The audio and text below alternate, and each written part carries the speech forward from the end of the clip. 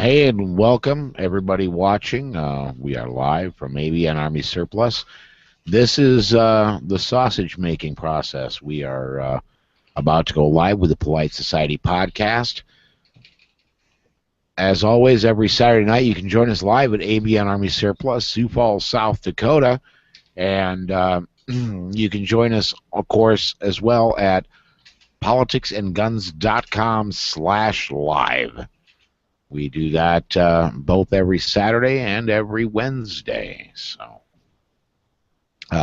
just a quick reminder for our live viewers: you can hit the Q&A app on the either the YouTube or the Google Plus, and you can ask us questions live on the air. You can comment on Google Plus or YouTube, and we will see it. Or you can join us in the chat room at politicsandguns.com/live.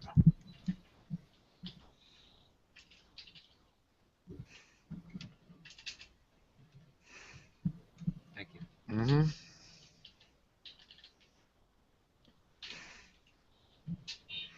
So, Gary, what I told Rob is we're just going to bounce the news, reading the news back between he and I, and you can comment whenever you'd like. That way, if you have to take care of a customer or you have to step away, you're free to do that.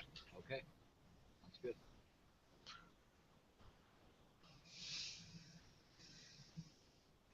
My God.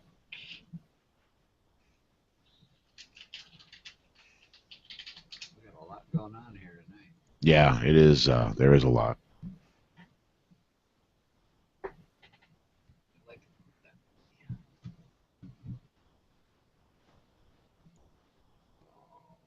Politics there.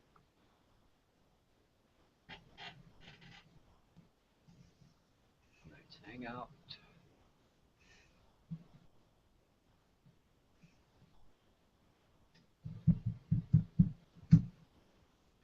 Hopefully my wife will be able to see my cameras.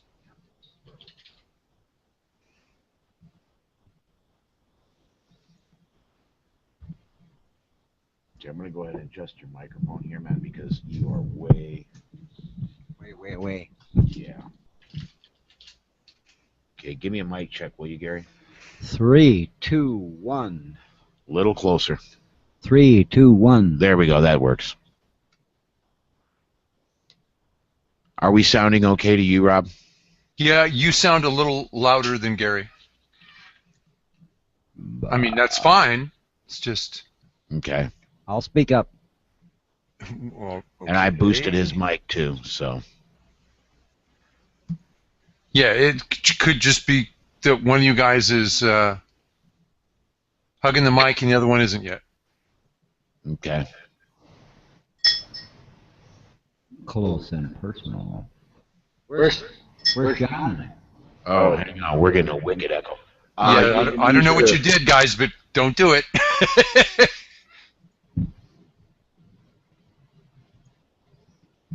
And then turn your... Yep. Ooh, the oak, the... All right. How's it now? Yeah, the echo should be gone. Way better. Way better. Where's John? He's not joining us tonight. John and Rachel aren't going to be here tonight. John... Is that new news? Did John say he wasn't? I'd forgotten about John. Yeah, I remember he said something on Wednesday that he wasn't going to be here. Okay.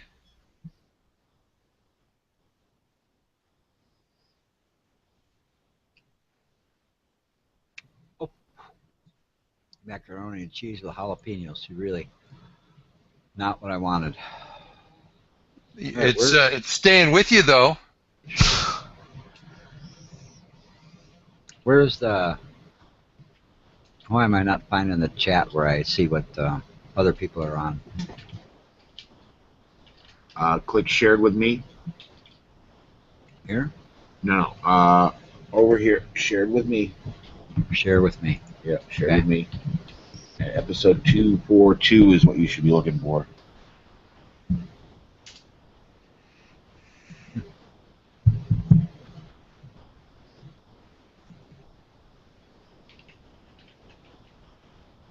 There you go. All right. Now, what about where The others are who's watching, who's chatting, and that kind of thing. How do I get that up over here? Group chat.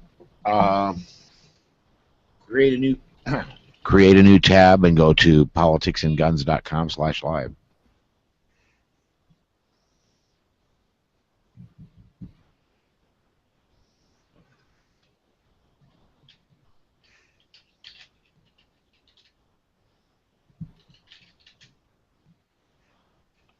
All right. Are we ready to throw the open in? Yep. Okay, I'm gonna. Yeah, go ahead and sit down. We have a live viewer today. We have a live in studio guest, or well, not guest, just an in studio. We have a fan that dropped by to listen and join in on the show. Go ahead and throw a headset on so you can hear what's going on.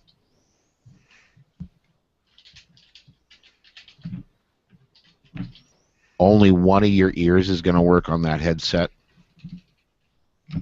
So you may have to turn your head around. And I'm sorry, sir. I forgot your name again. John.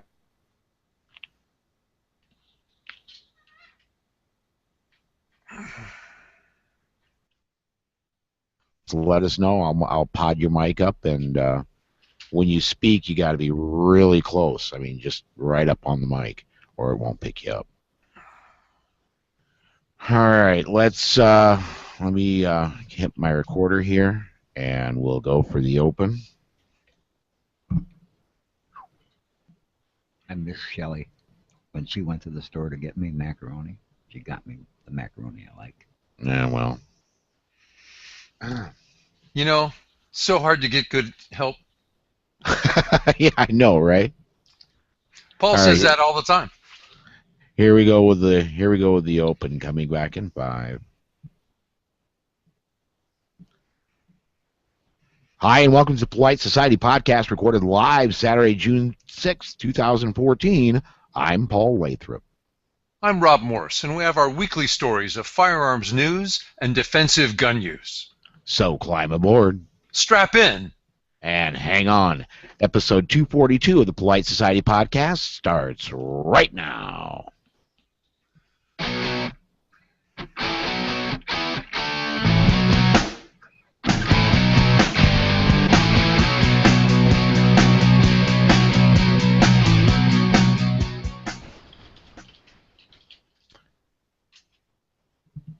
Okay. And we ready to do the personal news segment? Yep. Okay. Do you want me to bring us in? Do you want to bring us in? Doesn't matter to me. Go, man. All right, here we go. Coming back in 5.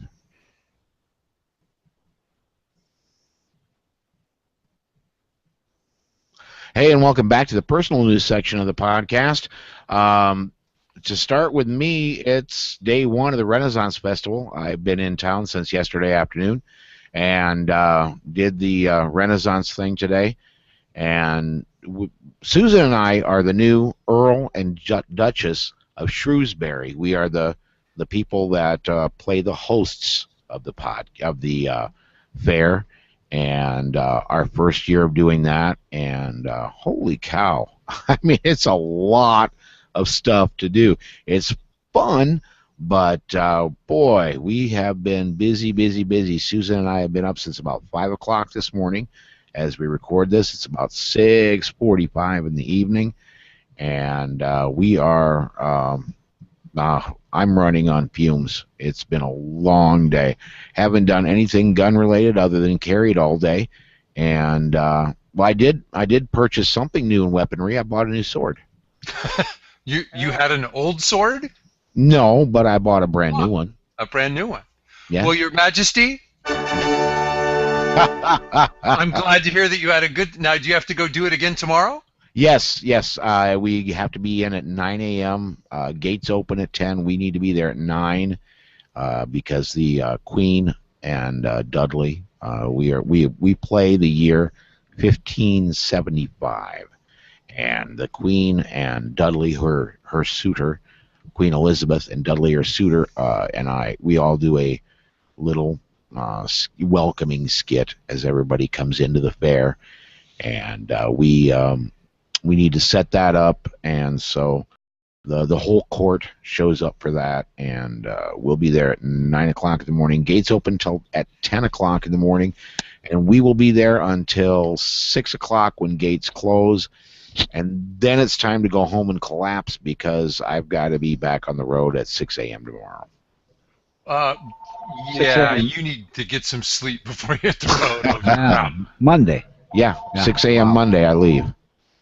So how many people come through an event like that, Paul? well, today was kind of light. We had rain this morning. Oh, I'm sorry. Yeah, so you get to dance in the mud.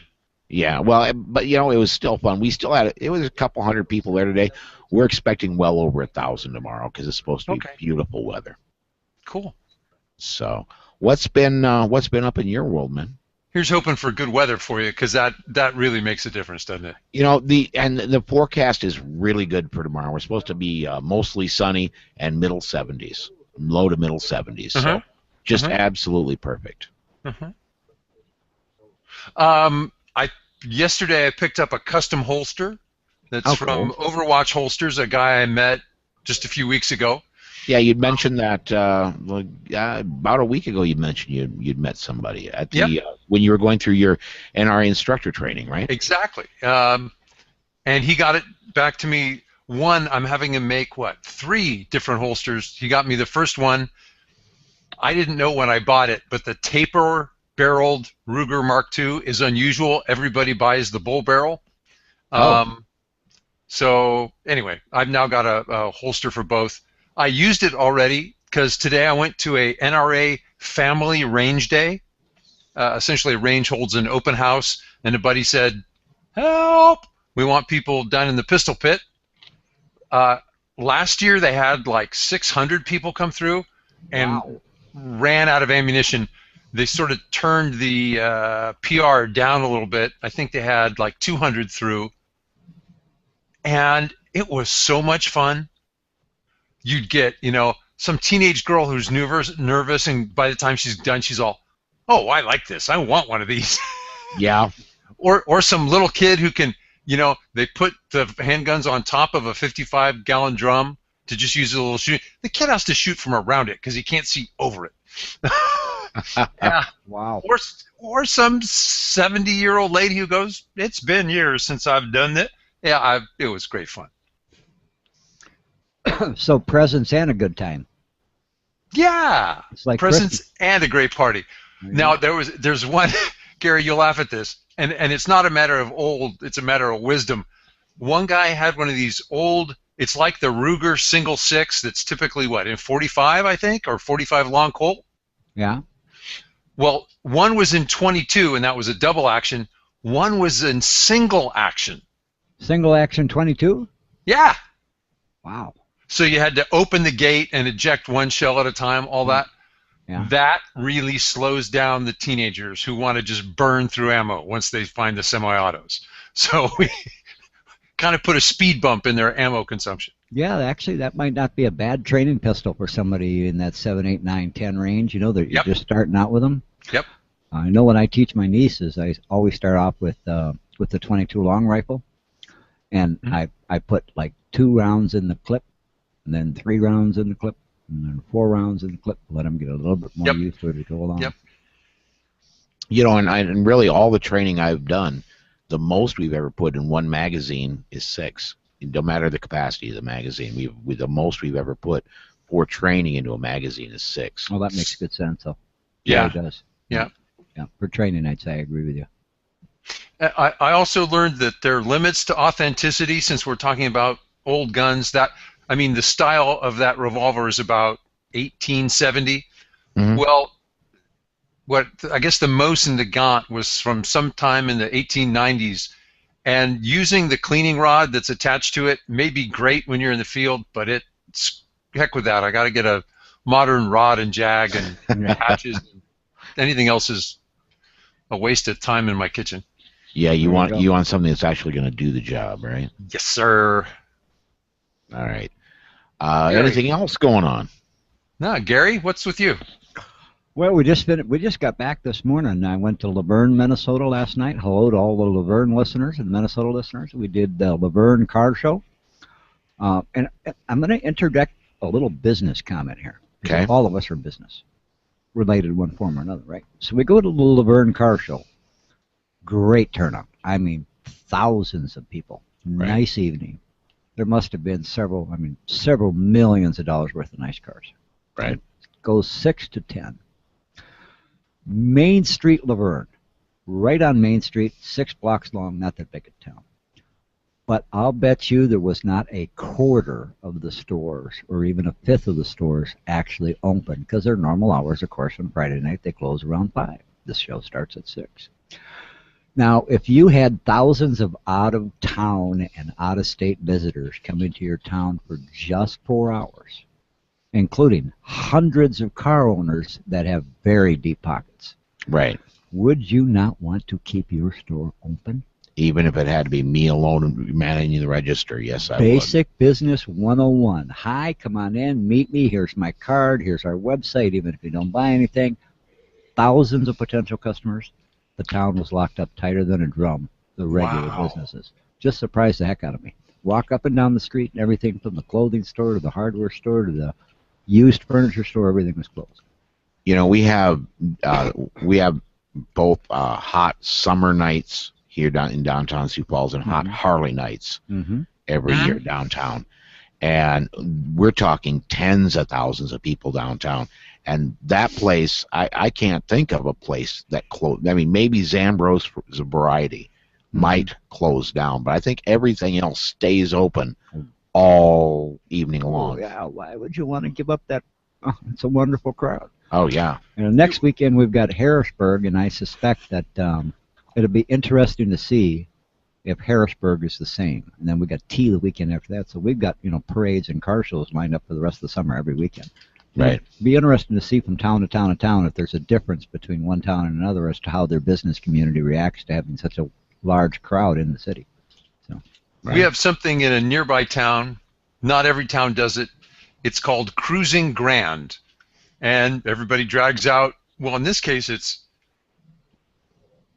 everything from modern hot rods, somebody who chromes up his engine, to the classic 50s and 60s. Guys will bring in sand rails where literally they'll put up something that looks like a 2.5 foot high plywood stand and drive one wheel up on it, to show you what kind of stroke they have. A little bit like running over a fire plug to show, never mind. Well, these guys have a wonderful time. When you think about groups like our group where we'd like to go out and shoot. Yeah. And have a good time. Same for the car guys. Same for the car guys. And I mean, they're looking at each other's cars and they're asking questions and they're trying to learn. Even Gomer is an old truck. It's a 30-year-old truck. But I am amazed, and particularly amazed last night, at the number of women who stopped at the truck. And we've got this big sign up that we hang over the engine block. We open the hood up, hang the big sign. It's got what it was, the year and all that information.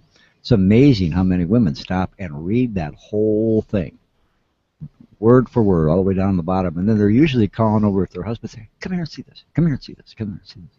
So we had a good time. Cool. And that just kind of brings to mind, I was watching, I am an auto racing freak, and I was watching a, hey, Matt's joining us. Matt from Sioux City just showed up. Hey, Matt. I was watching a show on a racing network, and they had built a custom hot rod, a rat rod is what it was, and they wanted to see which got more attention from the ladies, a guy driving a brand new Lamborghini or this rat rod. And they drove them around side by side. And I couldn't believe it. A $50,000 rat rod that's what they'd spent on it was about $25,000 to $50,000, was getting more attention from very good-looking females than a $350,000 Lambo. Something to be said for the old adage when we were in high school about the fact that the car's what did it. Yeah. If you wanted to date the cute gals, you had to have a set of wheels because you weren't walking over to their house to pick them up. No, you weren't. But what I was getting at is they spent a lot more money on the Lamborghini, and we're getting less attention than less money and the cooler car. Cooler car. Yeah. Yeah. Well, I think the girls always went for the cooler cars. Yeah. Well, they certainly do at Cruising Grand in Escondido nearby. Oh, there you go. And every store's open. You walk it. You go into a bar or a restaurant, have a drink, hang out. Yeah. Now we have to say hi to your neighbors and congratulations as well. The Belmont just finished. Oh, did Chrome win? No. No. Good. Nope. Oh. No. Oh. I want it to be a horse race. I don't want it to be a lock. Well, it was a horse race. He got trapped in the middle and ended up something like about fourth or fifth. I think Oh, it was wow. fourth. Yeah. Yeah. Wow.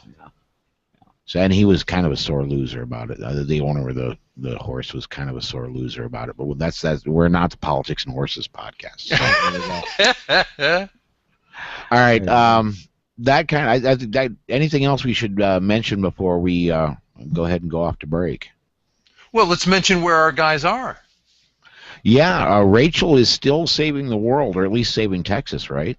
Yeah, I think it just closed, and she's going from Fort Worth back to Austin, trying to get home after, I don't know, how many days has she been there? I was going to say, she may be sleeping until, next week. Exactly. She certainly earned it. She has certainly earned it if she does. And I know John's not here tonight. I know he had an excuse, but I don't remember what it was. Do you? Nope. Shame on me. Gary, do you remember? No, I can't remember. I remember he told us, though. Yeah. That's shame on all three of us, really. I'm telling Okay. you. Yeah. All right. Well, let's go ahead and let's jump off to break. Then when we come back, we'll get the news segment going. So hang on, everybody. We'll be right back right after this from Concealment Solutions. This portion of the Polite Society podcast is brought to you by Concealment Solutions. Jason Christensen makes the most comfortable inside the waistband holster on the market, bar none. The Black Mamba. Some of the other products offered are the Sidewinder outside the waistband holster and Python gun belts. Every product that Concealment Solutions makes has unsurpassed craftsmanship that shows in the fit and finish of the product. Visit concealmentsolutions.com to view all of the products available, and you can get 10% off your order when you enter the promo code POLITICS in the promo code box at checkout. That's concealmentsolutions.com. I'm sorry, Gary. Just that's the way it shows up on my little mixer here, on my little soundboard. That's fine. I just wanted to know. We'll come to your live read of the promo. How many stories do we have, Rob? News? Yeah. 1, 2, 3, 4, 5. So probably, yeah, we can Yeah, probably get that's- that in one segment, don't you think? Yep. Okay. So yeah, as soon as we finish up with news, we'll do the live promo, and he's got a really smoking deal that he wants to offer podcast listeners tonight. So we come to the end of the news, we'll do that, and then we'll take it straight into we come out of news, we'll go into DGUs because we Okay. do not have an interview tonight. All right. You guys bounce back and forth to pick up both of the news stories? Yeah, we'll pick up news between Rob and I. We'll pick up news stories. Go ahead and I'm going to whenever check on my staff then, and then I'll come back. Yeah. If you want to comment, just go ahead and feel free to comment at any time. Okay, we'll do. All right. And Matt, if you want to grab the headset while he's up and doing stuff so you can hear what's going on. Sure. And then we'll get you a chair, too. Oh, you brought stuff for the grill. I like this guy.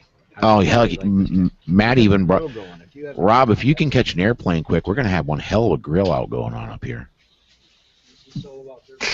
I caught it. I just couldn't rope it.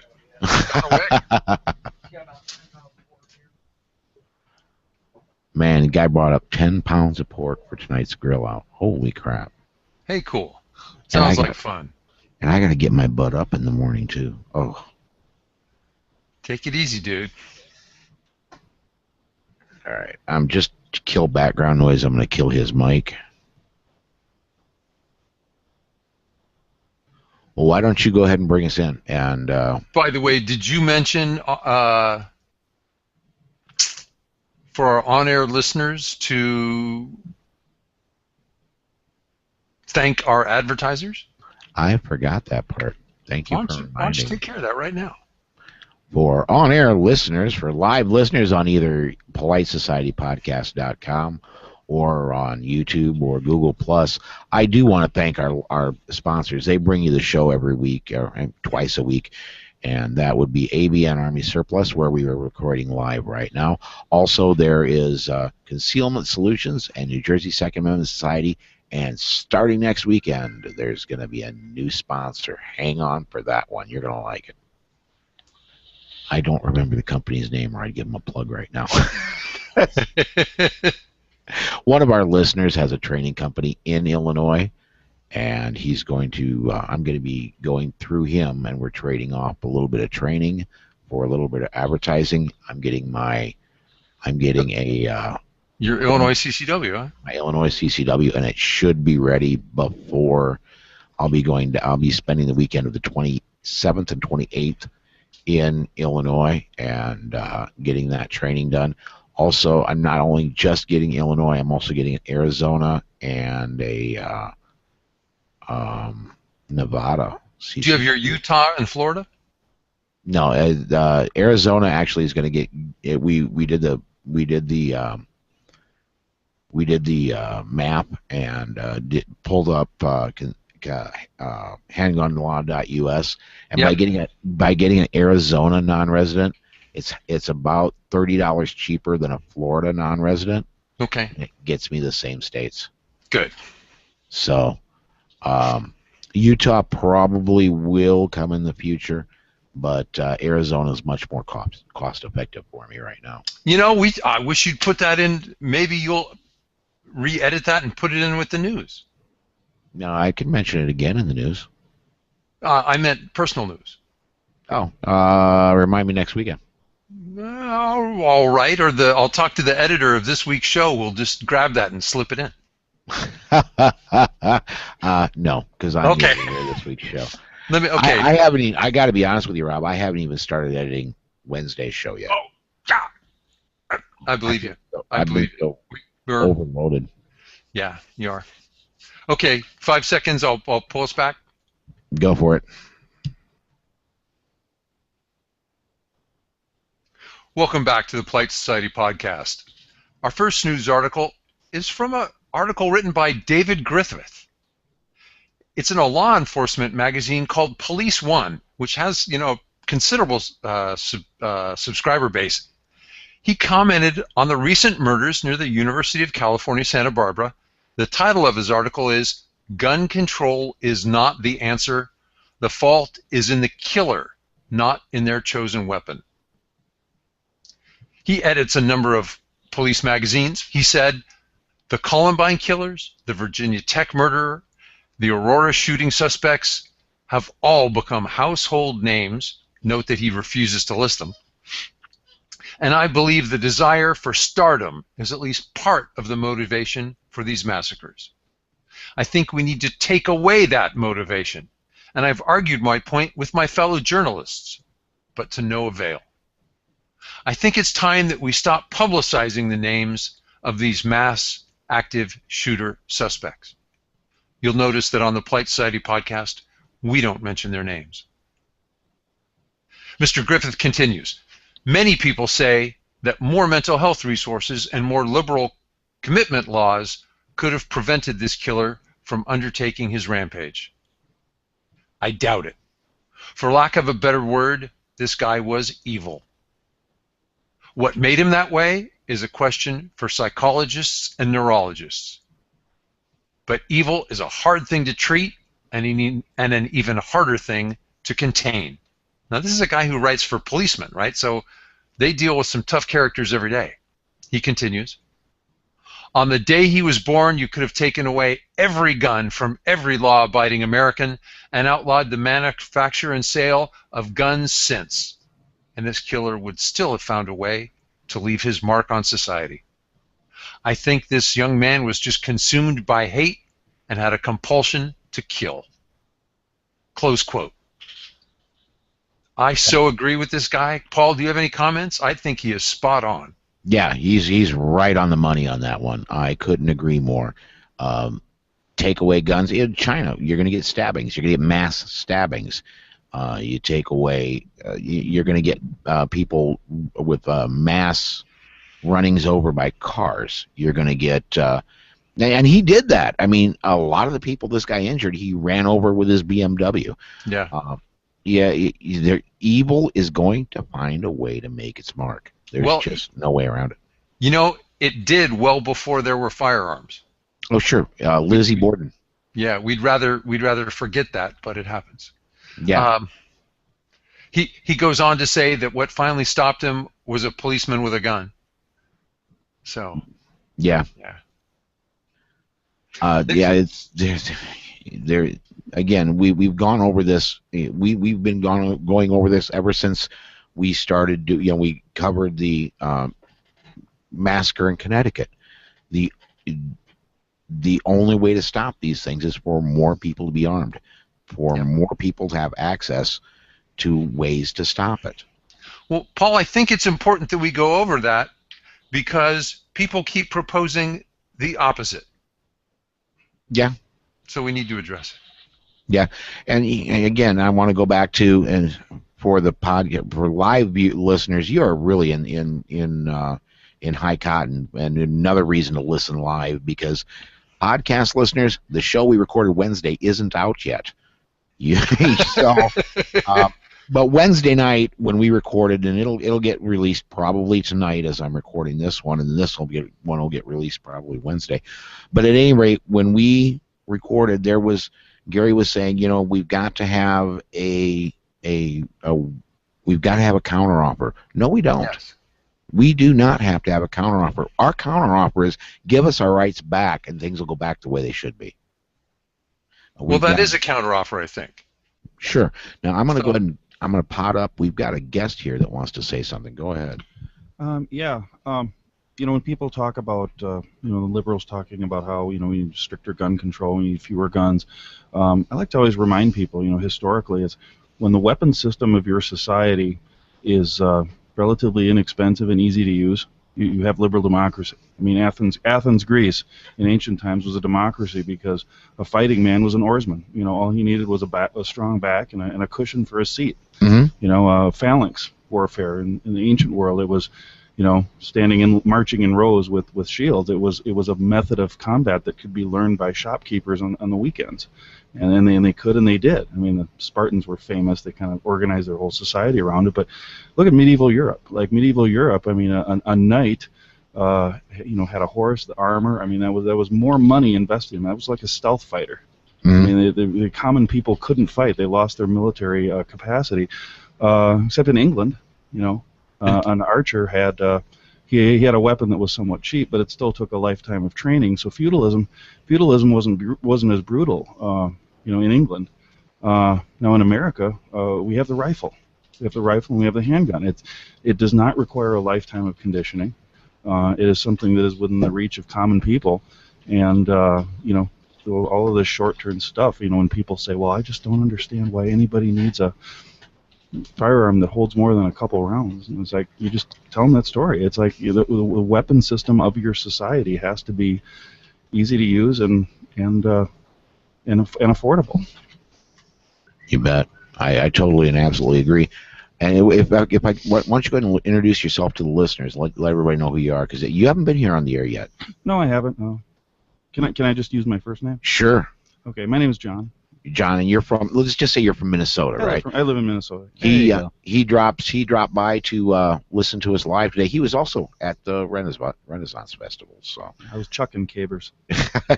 He's involved in the Scottish games, or the heavy games, throwing heavy stuff around. The guys that toss telephone poles. There you go.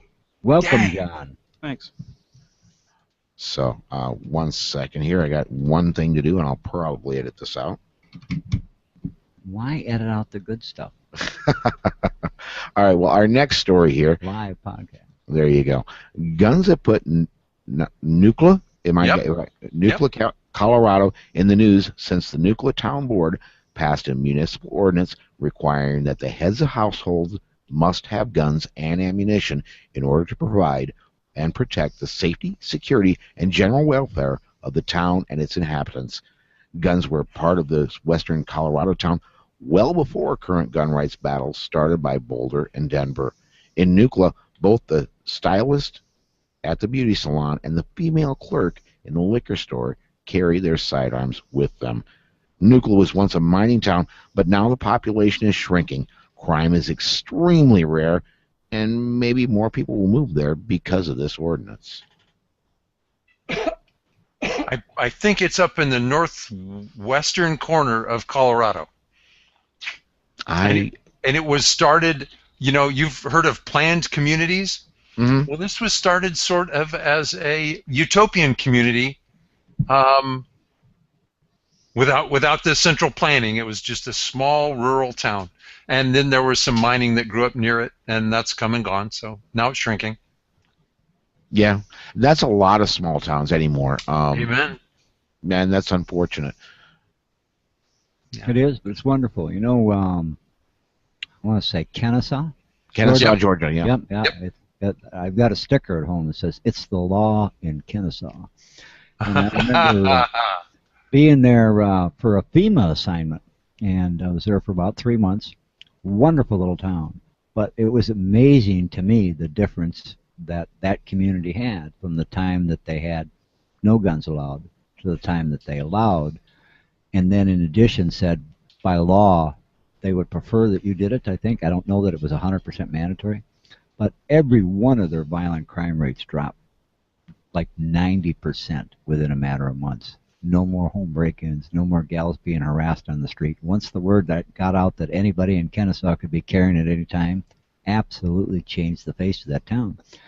And the outcome of it was over the next few years they had doctors and lawyers and businessmen. All of a sudden a town that was, I don't know that you would call it shady necessarily, but not on the higher end of the Atlanta suburbs, changed dramatically overnight to now with property taxes and the income base and the rest of it, it's one of the richest communities in the entire state.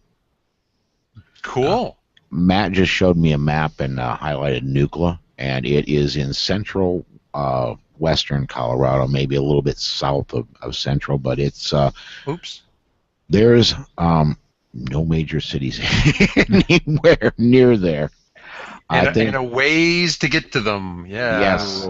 If you want to get to, if you're going to get to Denver, you got a really big mountain range you want to go through, and a small mountain range if you want to go towards Salt Lake City. So, all right, I think you got the next one, Rob. What's up? What's the next story? Well, now Chicago doesn't even have a gun store yet, but Chicago Mayor Emanuel wants to limit gun sales to 1 gun a month for each customer, should they ever get some gun shops. Cedar ordinances like this cut down on holiday sales, and these restrictions have never been proven to limit the guns used by criminals. I 1 gun a month, a lot of people say, well, why do you need more than one? Have you ever, I would love to get a good matched set of pistols. If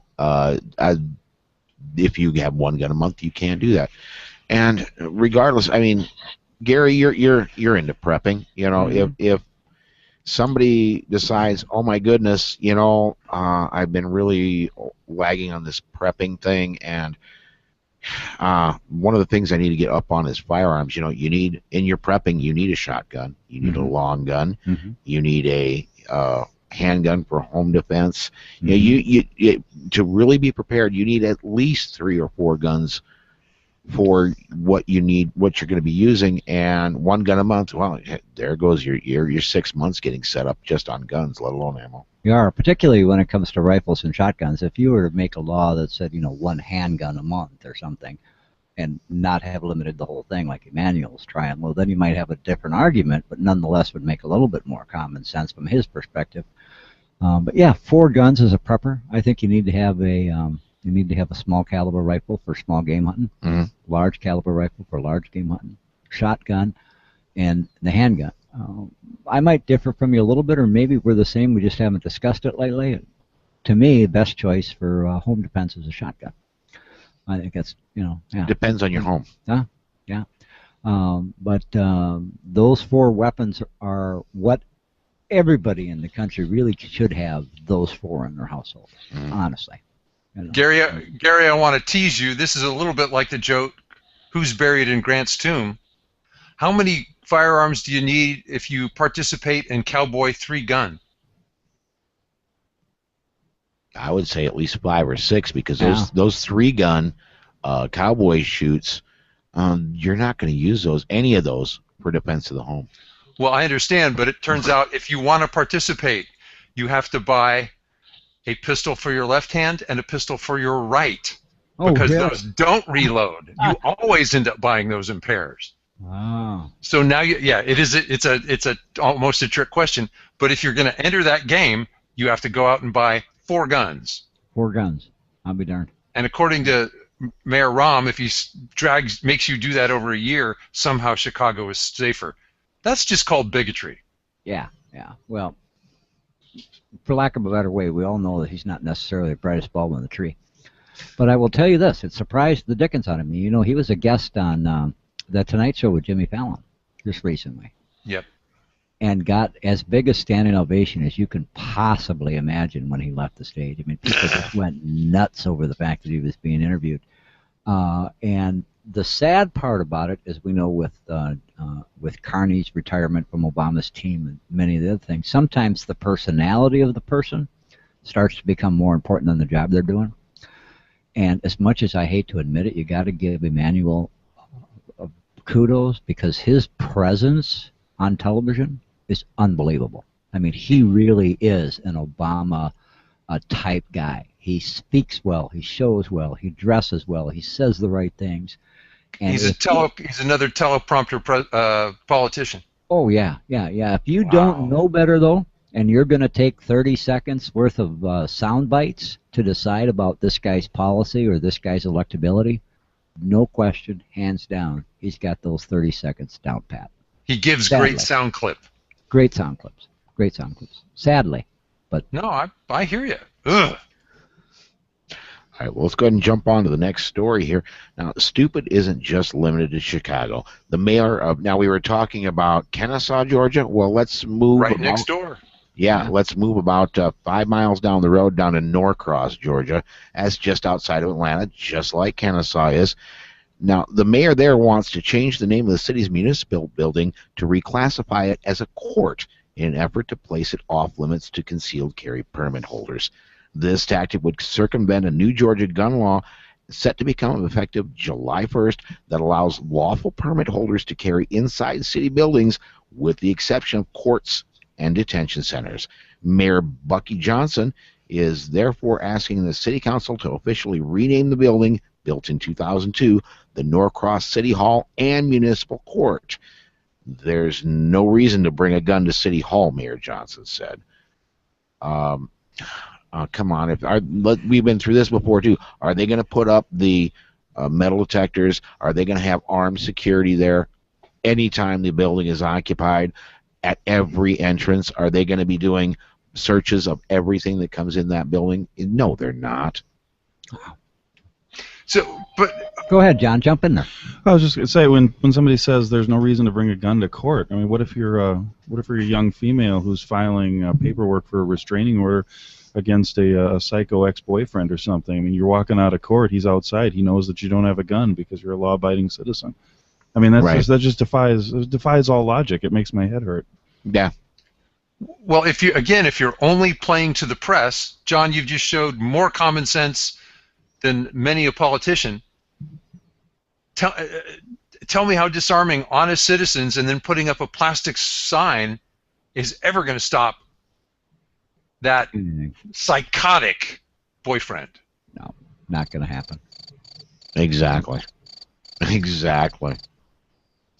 All right, we got one more story before we head off to break. Rob, I think that's yours, right? It is. We have a bit of more of California silliness to report. California allows the sale of custom single-shot handguns. Typically, they were used for hunting and target shooting. Some of them are actually bolt guns, like the old, what am I thinking of? I can't remember it right now. but the market is too thin for the manufacturers to bother paying California's ransom scheme that they misname as a safe firearms testing and registration. Well, that was too good to last. There are now bills in the California legislature to eliminate the single-shot exemption. It's called California Assembly Bill 1964. It would ban the sale of these protected handguns by further narrowing the handgun roster. If it was a single-shot handgun, it didn't have to be on there, and air quotes here, approved gun roster. These are guns that have been permanently modified by a gunsmith to match the California definition of a fixed single-shot firearm. So it's going to put a bunch of gun dealers out of business. It's just, anyway, more stupid. I have the link in our show notes. And this, I mean, it's like, oh, there was a murder over here. Let's outlaw paper cups. You know, none of these firearms are used in a crime. Guys don't go on killing sprees with single-shot handguns. No, might as well. I mean, let's outlaw the Thompson Center. I mean, come on. Yeah, thank you. It was the Contender series. That's what I was thinking, by Thompson. Yeah. Yeah, it just wow. Well, I don't think it needs to make sense. There was this tragedy. Let's go put it to California gun owners some more. Well, and the part I've always had hard is because I think that's really the heart of it. The laws that they're coming up with in the different states do not have to make common sense. A small minority of people have the power to influence the masses because the masses just simply don't care. Look at New York's gun law. Yep. I mean, none of that crap about how many bullets you can have in a mag and all the rest. None of that makes any. It doesn't make any common sense, even to somebody, let's say, who was in the military, did their tour, is not a gun owner, he's not even maybe a gun supporter, but he's used one at some point in his life. Looks at it and go, yeah, but that makes no common sense. I swear, none of these laws have to make any common sense, and that's the part that scares me more than anything else. Is they can pass them in state after state after state with all the, even if it's 51% to 49%, and they pass law after law after law, and nobody in any of the states ever stands up and goes, but wait a minute, I'm against handguns and I'm against concealed carry, but your law doesn't make any sense. We can't get either side to do it. It drives me nuts. Well, don't you think the fight is cultural? I mean, they're not passing these laws to protect people. They're passing these laws to make it difficult for gun owners and to try to break the gun culture. There you go. That's exactly. It's cultural cleansing. I will say that's true, but honestly, right now, this last couple of years in particular, I think it's more about the electability of the individual. I think a lot of these people are doing something just because it's the right political bandwagon to be on today. You know what I'm saying? I can get this group of people to vote for me if I say this, if I think I'm going to sponsor a bill, even if I could care less whether or not the bill passed or didn't pass. I think a lot of this stuff is just for the personality hype, to get themselves better known and to be a bigger player in the field. Oftentimes, even the person dealing with the law probably he understands that it doesn't make any common sense. They're doing it deliberately for their own personal gain, because I doubt Bloomberg or any of the people who follow him, honest to God, sit down at a table somewhere and say, you know what, if we make this thing shoot only 10 rounds instead of 15, we're going to save 20 million lives next year. Come on! Sorry, Paul. No, you're cool. And, well, there is one more story that I want to get to before we go to break. I said that was, but there is this story, and this is a strange one. This came out in the middle of the week. A loaded 9mm handgun, to be exact, a High Point C9, was found placed in an open box in the toy aisle of a South Carolina Target store. Now, there's what makes this story unusual is there was a man right before it was found, right before the gun was found, was acting unusual in the store. And let's put it this way: if you're going to be an anti-gunner and you're going to try to stick it to the gun owners, what is the cheapest handgun you can get a hold of? of a semi-auto variety to try and pretty, throwaway gun. Pretty consistently high point. Yeah, Yeah, the pretty high point. consistent. You can get those for brand new. Yeah, $100, 100, 110, 120. Yeah. You know, the whole thing just stinks to me. It smells like this is something Moms Demand Action or the Bloomberg Group, or which are now one and the same, I guess. But Pretty much. yeah. This is something that smells to me like like somebody trying to stick it to gun owners. I think it's a little creepy that they picked a gun that looks like a toy. I mean, if somebody, I mean, I'm not saying this to be funny, but I mean, if somebody, like for example, my little 8-year-old nephew, if there was a Glock laying there, it would have been like, it would have been like, Mommy, Daddy, police gun is there, or whatever. But a high point looks like a toy that a kid could conceivably pick up and point at somebody and try to play with. John, I thought you were going to go the other way and say, if they'd picked up a Glock, they would have known at least the bottom half was a toy.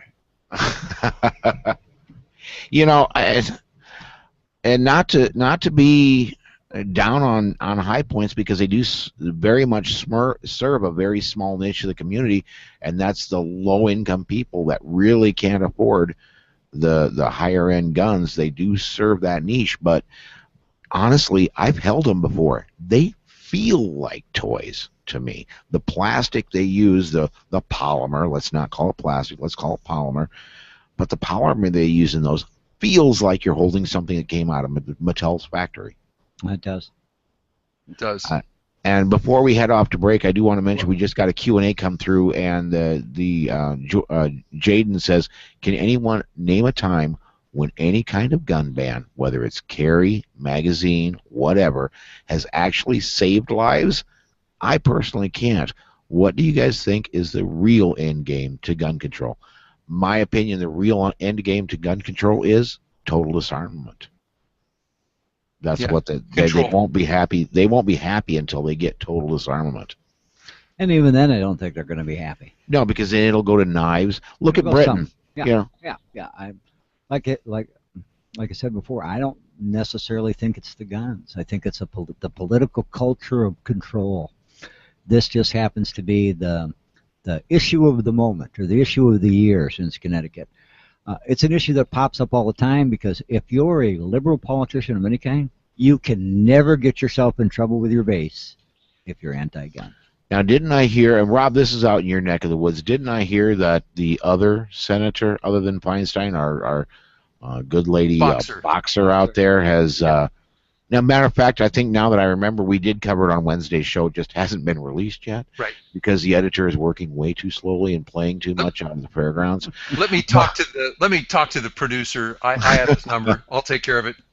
Yeah, but didn't she release basically what is a confiscation bill, right? Yes. They want to allow families to say that you are no longer going to be able to have guns. Well, okay, Paul, you have relatives out of state? I do. You got any you don't like? I have family that listens to the show. You can you could imagine. Okay, let me put on my lawyer outfit here. Okay. Yes. Imagine a hypothetical for us, Paul. Certainly. Imagine you had relatives you didn't like. Right. Could you imagine making a phone call to an out-of-state police department claiming that you thought these relatives were a danger to themselves or others and needed to offer no evidence at all to substantiate your claim before the cops can take all the firearms? Yeah. How do you think that one's going to go down? Yeah. Well, I know how Boxer would like it to work. Yeah. Now, again, they can throw up more it may take us years to appeal this, and it leaves us at the mercy of California courts. Before we go on, I think maybe John's got one more comment, but for that High Point case, and I'm trying to remember, what state was that out of? Oh, South Carolina. Mm-hmm. I wish John were here. We'd ask him if he'd seen any, and we could make fun of him up in North Carolina that they can't afford a High Point. We can still make fun of them. We can. Oh yeah. But the police are looking for one Siobhan Tara Moore. She's the last known owner of the gun. So let me think. I want to get all of your firearms taken away, Paul. If I can take one and leave it in a store, you've now got a world of a problem. Yep, absolutely you do. Well, and let's say Siobhan had this, and then she saved up. She had this this high point, and then she saved up, let's say $200 more, and she was able to maybe make a deal on a used Ruger semi-auto, but she couldn't quite get it for $250. The Ruger is going to cost $300, so she sold it to her neighbor for $50. There you go. Mm-hmm. Yeah. They'll find out. Yeah. Yeah. It had a serial number. Let's go ahead and before we head to break, we keep saying that, and we are almost 30 minutes into this segment.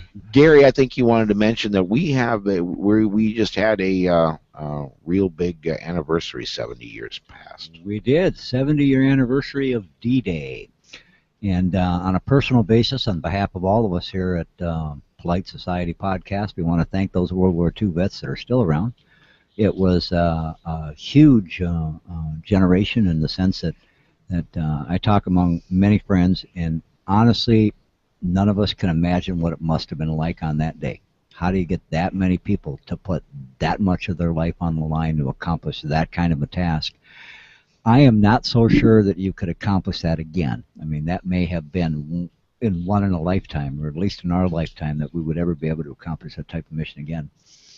And these guys are still going back in their 90s, and there's some pretty special stories, but many of the 90s back there to celebrate that 70th anniversary. So. I heard of a 93-year-old that not only went back there, he was, I believe he was 101st Airborne when he went the first time, and on the anniversary, he parachuted back in. Right, yep. At 93 years old, he took that, out of a World War II era warbird, parachuted out. Again.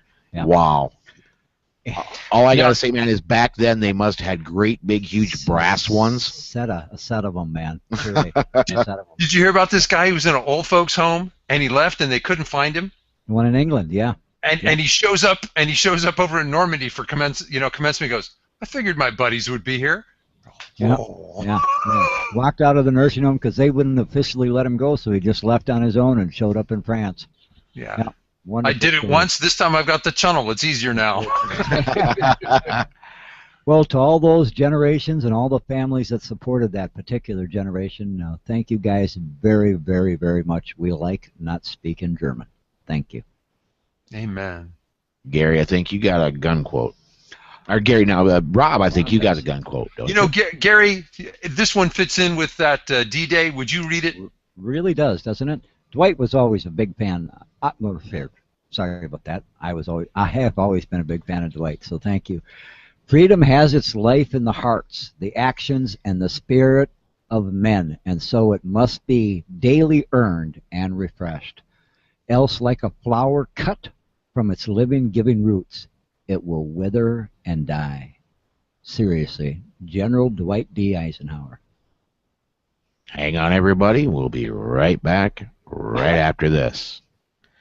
So, Gary, we want to talk real quick while we're on break here. We want to go, and you've got a special going on that you want to talk about. We do. We just received some brand spanking new, well, at least new to us. They're new, never used, Russian gas masks, the GP5s. Canisters still in the wrapping, still in the box. We've received a bunch of those, about 31 adult and 9 children. And we just literally got them in the door yesterday, so we just unpacked them today. So we thought, well, for podcast folks, here's what we're going to do. We normally sell them for $54. Mm-hmm. We're going to have them on sale for the first week here in the store for $34. And from the time we release this for, let's say, 7 days, does that sound good? Mm-hmm. For 7 days, we will sell them to any podcast member for $28, and that includes shipping continental U.S. So $28 including shipping, and I see Matt getting money out over here. And John just picked one up. Yes, I did. I'm very happy with it. Yeah. So yeah, that's $28 including shipping. That's an amazing deal. If somebody wants one of those, where do they call to do it? Same thing here at the store, 605-357-8855, or just email me, Gary@abntactical.com. And you want to be on that. Now, for podcast listeners, this episode is going to be released on the 11th. So you've got until the 18th. Don't wait. On the 18th, it's done. So, yeah, if you're listening to us on the 17th, get on the phone right away and snap these things up, man, because I don't think they're going to last long. I don't either, and we probably won't be able to get any more at that price. I mean, we literally got a call the other day from a friend of mine in the wholesale biz. He said, Gary, I got a case of this. I can get it to you for this. And I just simply said, no brainer, send it. So I would suspect at the price we got them for that I would surprise me to have any left by the 21st. So the sooner they get in, the better. Yeah. And if they're gone, they're gone. There's no rain checks on this. Gone, they're gone, no rain checks. All right. Well, let's go ahead and head off to DGUs then.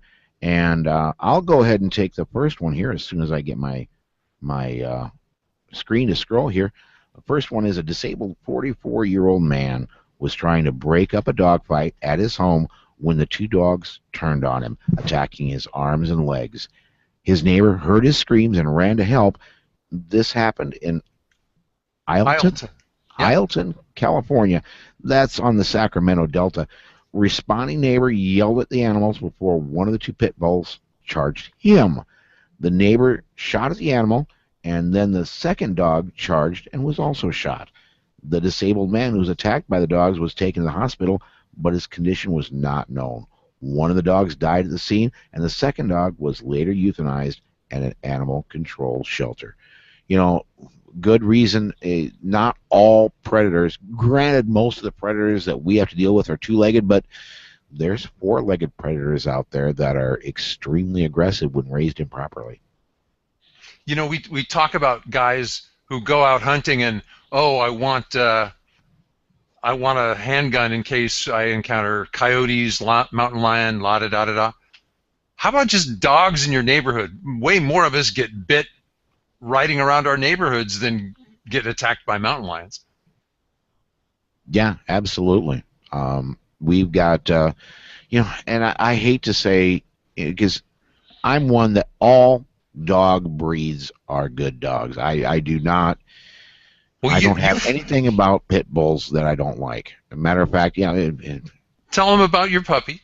Yeah, our puppy is a 14-year-old. She's unfortunately probably not gonna make it to 15. Yeah, I know. She's having her issues, but she is a 75% Northern Timberwolf, and the other 25% is a Husky German Shepherd cross. Gorgeous, beautiful dog, and the most shy, bashful girl you're ever going to meet in your life, and gentle as the day is long. So, it all depends. All canine species, it depends on how they're raised.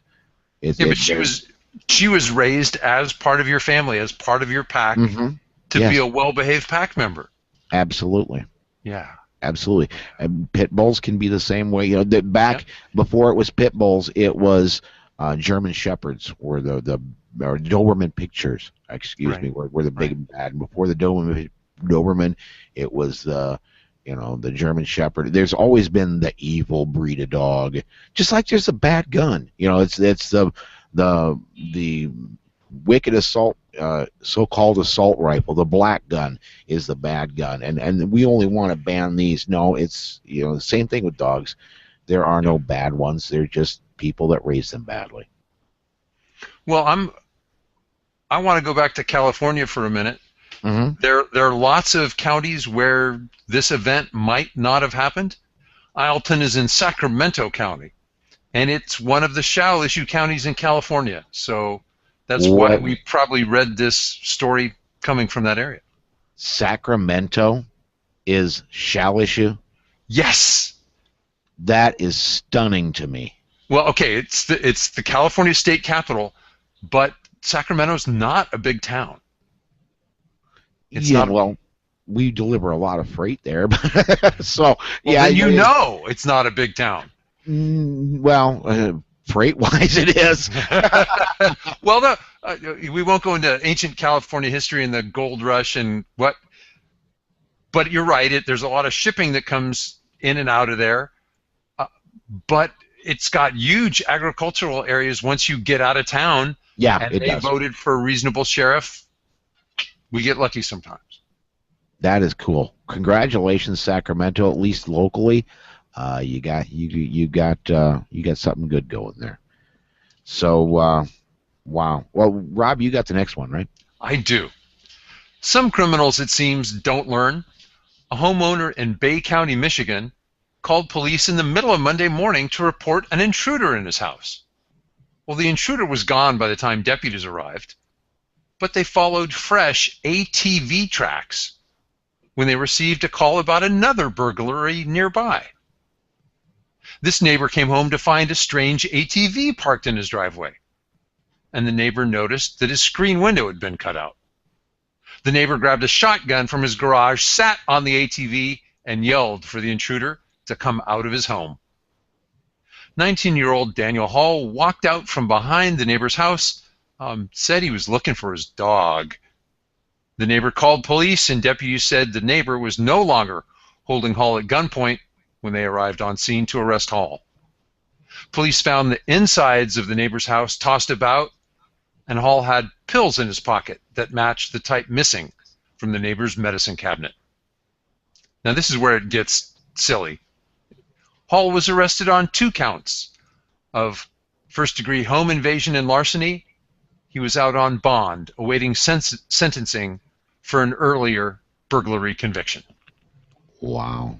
But this is the best type of DGU, a DGU where there's never a shot fired. Yep. I was talking to a cop today. I think they can tell a lost puppy from a bunch of bullshit. Thanks for making me edit, man. All right. There we go. They can tell a lost puppy from a bunch of bull. Mm-hmm. Yeah. Yeah. What's the old saying? I don't pee on my shoes and tell me it's raining. Yes. Yeah. So, yeah. By and large, police are fairly smart people. You can't be an idiot and get a badge, generally. So, but I want to remind everybody we have links to each of our news and defensive gun use articles at PoliteSocietyPodcast.com if you'd like to share them with a friend. We're going to go ahead and step aside here. We got an advertisement from NJ2AS, and then we have our show close coming. So hang on, everybody. We'll be right back right after this. This part of the show is brought to you by the New Jersey Second Amendment Society. The NJ2AS has been working hard in New Jersey to fight for our constitutional rights and has been having some real successes. Between Operation Establish Compliance, Frank Fiamingo's work fighting bad gun laws in the legislature, and their new urban outreach program, positive things have been happening in New Jersey. Restrictive environmental laws started in California and spread across the nation. The New Jersey Second Amendment Society is fighting bad gun laws where they are at their worst so that they don't spread. They do need more help. They need you to become a member. A strong membership shows that they will have a strong voice and can deliver results. You don't need to be a New Jersey resident to join, so won't you please go to www.nj2as.com and become a member today. A one-year membership is only $35, and since there's no paid staff at NJ2AS, every penny goes to fight the fight in New Jersey. That's www.nj2as.com. Join the fight today.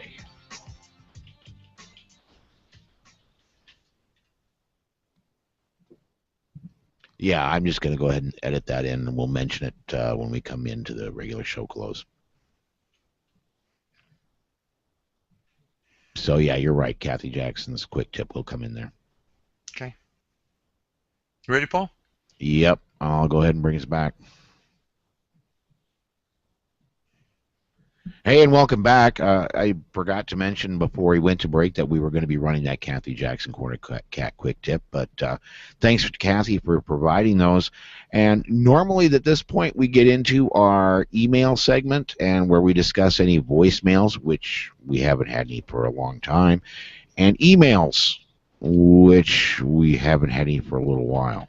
We've got absolutely no emails to talk about. So remember, everybody, email on air at politicsandguns.com, please. The Polite Society download app is out for Amazon for Android, and the iPhone app is in iTunes, where it's called Podcast Box. The apps are located by our old name, Politics and Guns, and the hot links are in our show notes. We're experimenting with the show all the time, and as Paul mentioned, please send us an email to tell us what you like or dislike. You know, you can't blame us. We get some of our ideas from you. You can contact the show by email. Email on air at politicsandguns.com to hear your email read on the air. If you want to email one of the particular hosts, just email their first name and then add at politicsandguns.com. You can call 605-215-1438 to hear your voice on the air. And once again, that's 605-215-1438. Also, please check out Kathy Jackson's Corner Cat training classes. Her next class that still has seats available is the weekend of July 12th and 13th in Walla Walla, Washington. Go to cornercat.com for more classes and details. Gary, I have to write you in so that you get to say Walla Walla, Washington.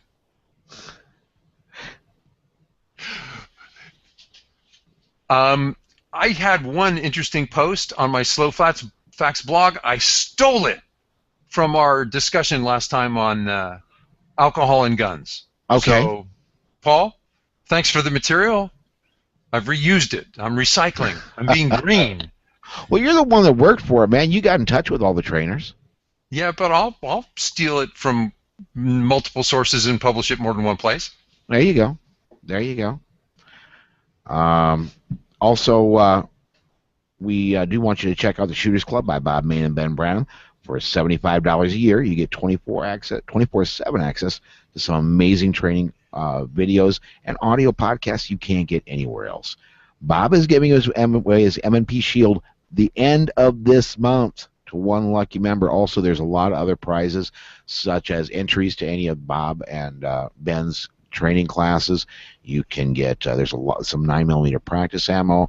There's a range bag. There's all kinds of stuff he's giving away at the end of this month. But don't get it for the entry to win these things, although that's kind of cool. Get it for the training you can get off the videos. It's worth it just for that. Bob, if his videos are half as good as Bob Mayne's podcast, they're pretty good. I'd say they're at least as good as his podcast. There you go. Listen to the other podcasts on the Crusader Podcast Network. We're pleased to announce that we're also members of the Gun Rights Network. Also, join the NRA, the Second Amendment Foundation, Gun Owners of America, and Jews for the Preservation of Firearms Ownership. Joining 2 makes you a hero. Joining all 4 makes you a superhero. If you don't belong to any of them, I'm not going to loan you any ammo or let you shoot my gun at the range. I actually hope they run out of their .22 ammo and nobody loans them a dime. There you go. Join your local civil rights group, like the New Jersey Second Amendment Society, Arizona Citizens Defense League, Gun Owners of California, Connecticut Citizens Defense League, Florida Carry, Georgia Gun Owners, Grassroots, North Carolina, Illinois Carry, Maryland Shall Issue, Michigan Gun Owners, Michigan Open Carry, and Michigan Coalition for Responsible Gun Owners.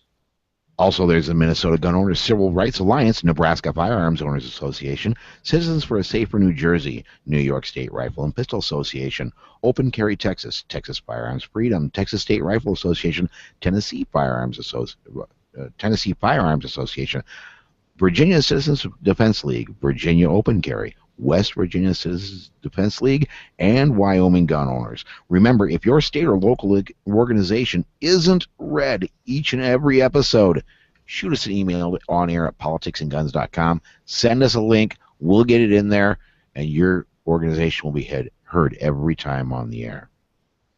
For our Canadian listeners and their supporters, join the Canadian Shooting Sports Association and the Canadian National Firearms Association. Also, until we fund the Billionaires for Liberty, you and I have to fund Dr. John Lott's sociological research about firearms. Actually, it's written, and I did. And you can too. It's called the Crime Prevention Research Center on Indiegogo, and the Facebook page is linked as well as the link to the Indiegogo in our show notes. That does wrap up another episode of the Polite Society Podcast. Until the midweek show, everybody, stay safe. Be aware. And we'll see you down the road. Yeah, where's John? Say, we'll see you down the road. Thanks, everybody. Thank you, live viewers. We've got a couple plus. I do know that anybody watching on politicsandguns.com/live doesn't show up on our little counter, but thank you, everybody, for watching live. We do appreciate it.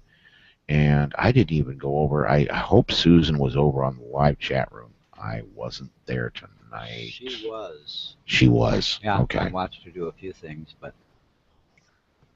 Okay. Let me go see if anybody's there. Susan was talking with I can't even pronounce that. Cornfed? Cornfed, yeah. Oh, Cornfed in Ohio. Yeah. Ah, okay. He's one of our very long time listeners. Well. Oh, he just left. Huh. Oh, but that was back on Wednesday. What was it? Is that what I'm seeing Wednesday? Oh, wait a minute. Oh, yeah, I am. Wednesday, June 4th. Yeah, I'm not seeing anything from today. But maybe I can't see that unless I change something. No, it's there were people there, but okay. But nobody said anything. So. All right, are we still on? We are still for our viewers. Yes, we are still on. I have not taken us off the air yet. Okay, wonderful, wonderful. Our young friend here from Sioux City would like to share something with everybody. Okay, are you sure? Yeah. I can make we got plenty of time now. I'll let you look over it first. All right. Yeah. We'll you're going to be up again in a couple weeks, you think? Okay. Yeah. We'll do it again. So I think anything else before? Again, I want to thank everybody for watching live. I want to thank ABN. I want to thank Concealment Solutions, and I want to thank NJ2S for providing the bandwidth for the show. And I'm going to go ahead and as soon as I can get over to it, I'm going to go ahead and take us off air.